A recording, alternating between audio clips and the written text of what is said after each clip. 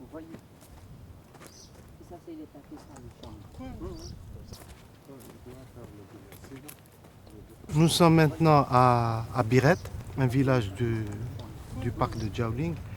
Et il s'agit dans le cadre de ce projet de l'UNESCO de régénérer les écosystèmes de mangroves. Donc pour dire, il y a 2 ans, ici dans cette parcelle, il n'y avait pas d'arbres, il n'y avait pas de végétation. Elle le coupe bien. Hein.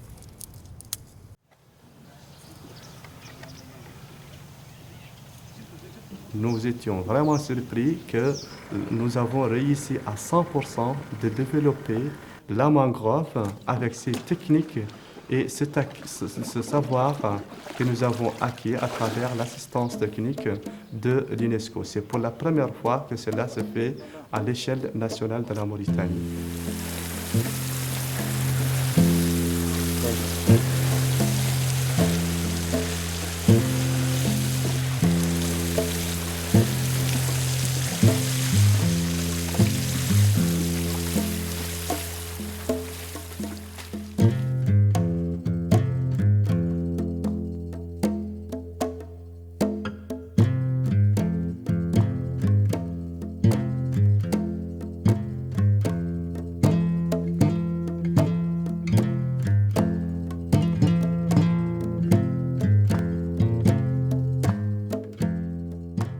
La EFI está allí a través de nuestro trabajo y nuestra relación con nuestros socios, que son en este caso tanto el gobierno mauritano como la Agencia de Naciones Unidas. Pues la verdad es que el medio ambiente es imprescindible para el desarrollo sostenible. La degradación sobre el medio ambiente que ha tenido en los últimos años en Mauritania ha sido muy importante. Un análisis sobre el tema de la flora nos hace recomendaciones sobre la capacidad de restaurar o la necesidad de restaurar la flora en este parque. Entonces, a partir de esto aparece el mangrove. نحن الآن نتواجد عند فتحة القصير، وهذه الفتحة من الفتحات الثنائية اللي تسمح بمرور المياه المالحة القادمة من المحيط عبر حوض جاولين.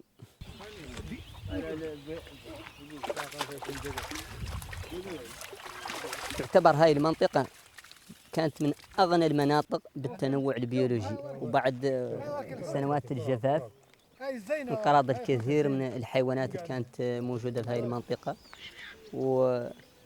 وكذلك العديد من أصناف النباتات والأشجار. Au début, il n'y a pas tellement d'expérience de régénération des systèmes de mangroves en Mauritanie. Il n'y en a pas. Même dans la littérature, on n'en trouve pas.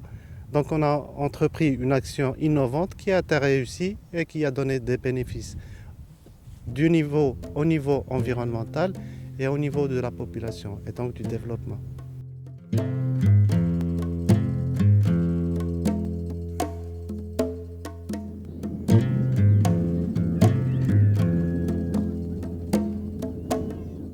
De esto y relación de la sociedad, de las personas que viven en la zona, con la conservación del parque, no solo desde la perspectiva de la flora, sino también de la fauna, y cómo a partir de las áreas naturales tienen también y pueden reflexionarse como una propuesta de generación de economía relacionada con el medio ambiente, y esto finalmente redunde en las mejoras de las condiciones de vida por una mejor capacidad de producción y de actividades que se pueden, tanto en el sector productivo como puede ser también relacionado con el turismo ambiental, cultural. Donc la première action, à mon avis, était de revaloriser des aires qui ont été dépourvues de végétaux. Donc on est en train de produire, de planter des arbres là où peu d'espèces peuvent survivre parce que le milieu est essentiellement salé en certaines périodes de l'année. On est en train aussi de produire de la biomasse végétale comme fourrage pour les animaux. Donc on leur a montré des choses simples, on devait passer par les pépinières de mangroves et puis planter ces aires-là. Et maintenant on voit le résultat. Les arbres sont assez grands Et on voit que ça fait du bien aux cheptels. La nourriture, ils se nourrissent à partir des mangroves. Et ça fera du bien aussi aux pêcheurs parce qu'ils auront plus de pêche dans le futur. Creo que del conjunto de los proyectos, de los programas que fueron aprobados aquí en Mauritania con el tema del objetivo del milenio, el fondo para los objetivos del milenio de que contribuyó España, yo podría decir que este es uno de los que más resultados ha sacado. Pour que le projet marche, fonctionne bien, il faut que les populations s'approprient du projet, ils comprennent. Il est fait pourquoi, il est destiné pourquoi, quelle est son utilité. Donc il y a une partie où il y avait la sensibilisation de tous les villages. Il y avait 4 villages. Le village de Biret, le village d'Al-Qahra, d'Al-Rahma, d'Al-Bark. Nous avons touché les communautés, les associations villageoises, les leaders des quartiers, c'est-à-dire les imams de mosquées, les élus. Il y a les associations de jeunesse, les associations de femmes. Donc tous ces avantages-là, c'est à la population dans le futur de le gérer. Ils doivent être sensibilisés. On les a sensibilisés, mais c'est à eux maintenant de se prendre en charge et d'améliorer leur environnement.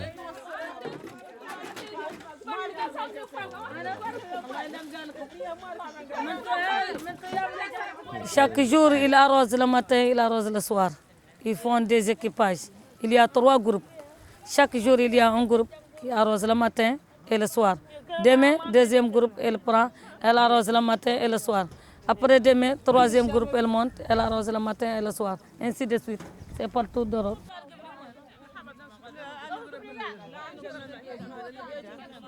Pour les mangroves, pourquoi ici il y a les femmes?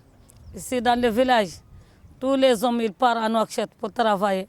Et il ne reste que dans le village des vieux qui ne peuvent pas travailler, ne peuvent pas arroser. Il reste des vieux qui ne peuvent rien s'occuper. Et d'autres hommes qui sont jeunes, ils sont partis à Nouakchott pour travailler, pour gagner quelque chose pour leur famille, qui sont très pauvres. Et ensuite, ce sont les femmes qui s'occupent de tout qui est dans le village. Les femmes ont profité de prendre ça en charge, qui va les aider un peu à leur repas du jour. Cette restauration écologique doit se faire en termes de régénération des ressources naturelles au profit de la population locale.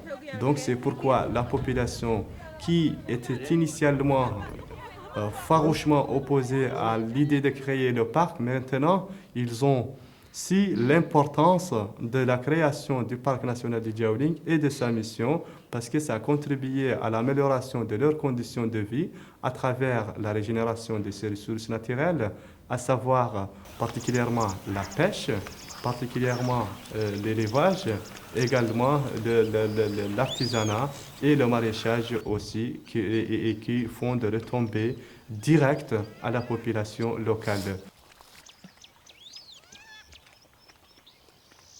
Quand on leur amène quelque chose, il faut amener quelque chose qui est rentable, qui a un bénéfice, qui va lutter contre la pauvreté. Les gens, ils vont bien regarder ça, ils vont bien surveiller ça. Mais quand il y a quelque chose qui n'a pas d'intérêt, moi je ne le surveille pas qu'à petits pas. زيادة على اللي قام به المشروع من إنبات هذه الشجرة في هذه القرى، فيه كذلك إعلان المياه المالحة، إعلانها عند منين تطلع